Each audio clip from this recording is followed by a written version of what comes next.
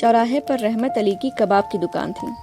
Sink से टपकती चर्बी जब सुलगते कोयले पर गिरती तो उठता धुआं पूरे बाजार की भूख को जगा देता।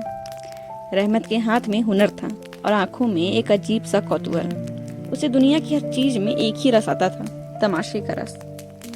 सड़क पर कोई साँड़ लड़े, किसी जेब कतरे की धुनाई हो या दो औरतें पानी के घड़े के लिए एक दूसरे के बाल पकड़ लें, रहमत कबाब की सीख वहीं छोड़कर सबसे आगे जा खड़ा होता, तमाशा देखता, दांत निपोड़ता और मुफ्त के इस मनोरंजन पर ताली बजाता।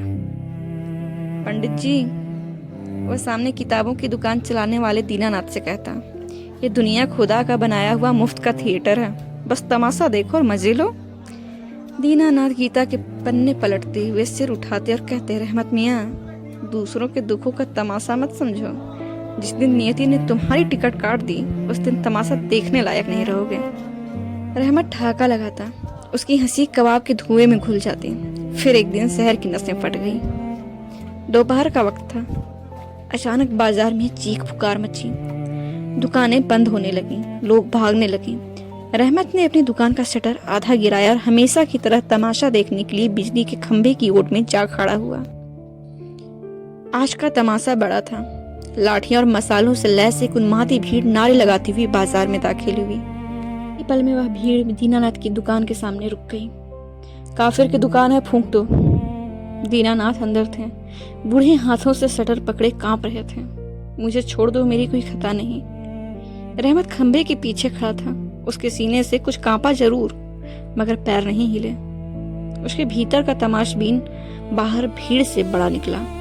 उसके मन ही मन सोचा, देखते हैं आज पंडित के भगवान उसकी क्या मदद करते हैं।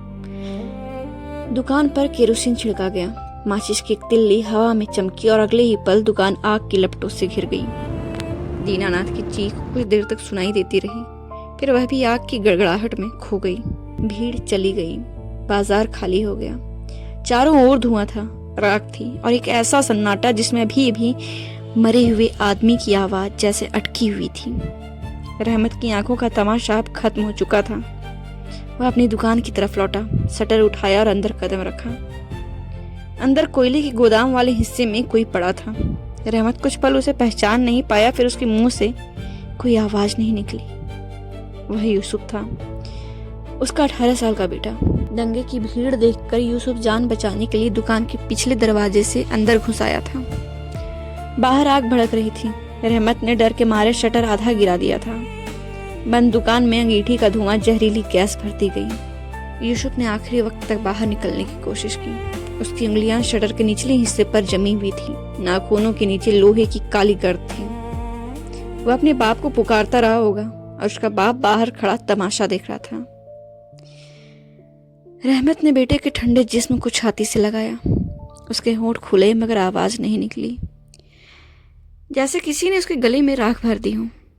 फिर वह लड़खड़ाता हुआ यूसुफ की लाश को सड़क के बीच में ले आया। आसमान की तरफ देखा। दीनानाथ की जली हुई दुकान से अब भी काला धुआं उठ रहा था। बाजार सुनसान था, न कोई भीड़ थी न कोई तमाशबीन। रहमत पागलों की तरह अपने बेटे की लाश को सीने से लगाए चीखता रहा, लेकिन उस जले हुए बाजार के तमाशे में उसके बेटे का जनाजे का टिकट लेने वाला कोई नहीं था। जली हुई दुकानों और बिखरी लाशों से उठती काली भद्दी राख हवा में उड़ उड़कर रहमत अली और यूसुफ के जिस्मों पर जमती जा रही थी।